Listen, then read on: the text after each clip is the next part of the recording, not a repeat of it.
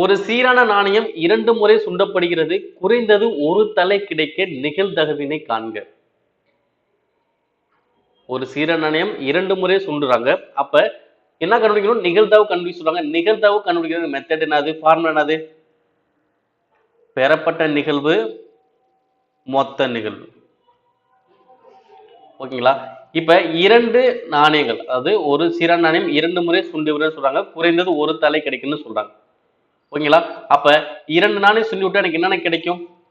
ரெண்டுமே ஹெட் கிடைக்கலாம், இல்ல ஹெட் டெயில், இல்ல டெயில் ஹெட், இல்ல டெயில் டெயில். ஓகேவா? அப்ப 2 நாணயம் சுண்டி விட்டாங்கன்னா எனக்கு மொத்த நிகழ்வு எவ்வளவு கிடைக்கும்? 4 கிடைக்கும். மொத்த நிகழ்வு எவ்வளவு கிடைக்கும்? 4 கிடைக்கும். அவங்க என்ன சொல்றாங்க?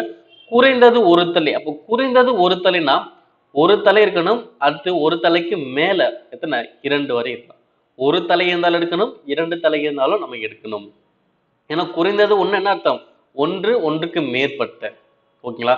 அப்ப ஒரு தலை 2 தலை உள்ளது இருக்கலாம். அப்ப 1 2 3. இது வந்து பாத்தீங்கன்னா தலையில விடக்கூடாது. அப்ப எத்தனை வருது? 3. அப்ப ஆன்சர் அது 3/4. அவ்வளவுதான்.